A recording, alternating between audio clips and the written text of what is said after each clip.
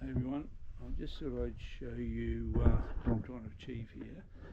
I've got a maxi van, whatever brand it is, I don't even remember.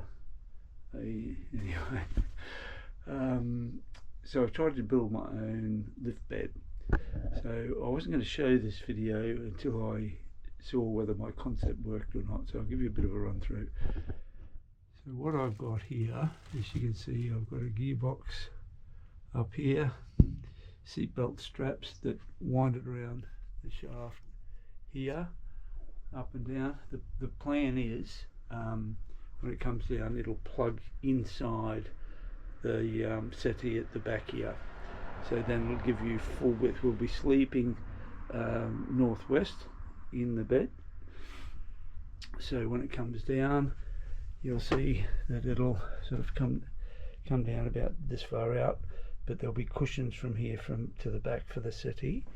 The same along the back there. So this back rail here, when it comes down, will be about here obviously, but from here to there will be the back cushion of the settee. This is it looking forward. So what I've done here, I've just, rather than cut through the pipe here and pass it through, I was worried about it fraying.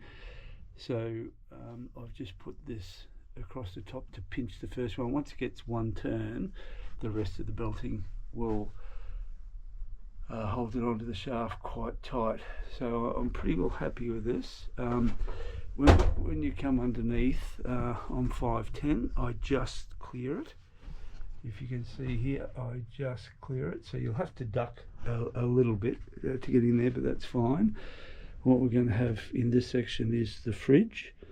The fridge is going to be raised up above the gas storage bottle, which is there. Be a small cupboard here, so it'll be a fridge, microwave. That's what the 240 outlet's for.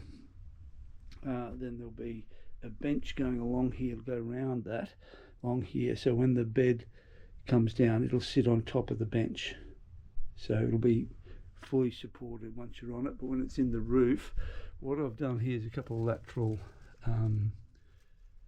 linear guides, which was a bit of a trick to get in, but I've just got these held in temporary to see whether it all worked, because what I'm trying to do is get away without linear guides up at the back, because when it's up in the air, I don't want a linear guide in your road when you're getting into this couch, so into the settee. So I want these cushions to be clear of any guides at this end.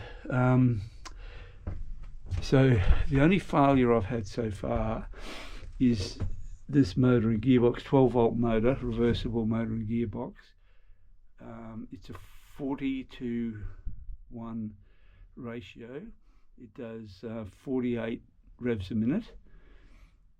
40:1 ratio, 48 revs a minute, which is a bit too fast, and it struggles going up at the moment, and that's just under its own weight.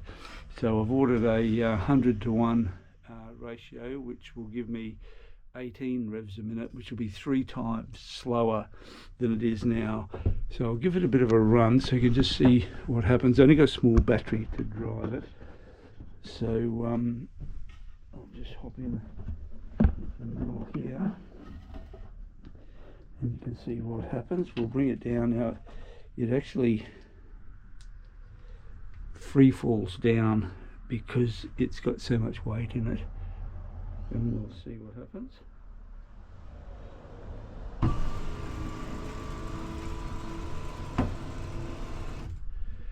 And as you can see, it comes down pretty quick, but with the other one that's 18 revs a minute, it'll have to grind its way down. I don't think it'll free fall like that, but going up you'll see how much slower it is. But the concept works fine. And I'll take it up a bit higher. That's it, right up in its home position now, and it's very sturdy in both the upper position and the lower position. So we'll have micro switches or limit switches on here that'll and I'm going to have two just as a safety, so if one fails the next one will grab it, and the same coming down, two at the bottom. So if one micro switch fails, I'm not worried about the motor continually to run, just for safety. The other thing I'm going to do is my concept to hide this. I'm going to box this up with the same sort of lining as the rest of it, but it'll be open this end, and I'm going to have a long linear brush, like a dustpan brush, but it's very thin and about this long. So it'll stop people getting their fingers in here, or anything, bedding getting caught in there. And when it goes down, the mechanism here will just go around through the brush, and it'll close itself back up again as it goes down. In my industry, we use those brushes quite a bit, so I'm quite confident that that will work fine. Yeah, so we've still got here, we're going to have a mattress that's going to be roughly 200 high.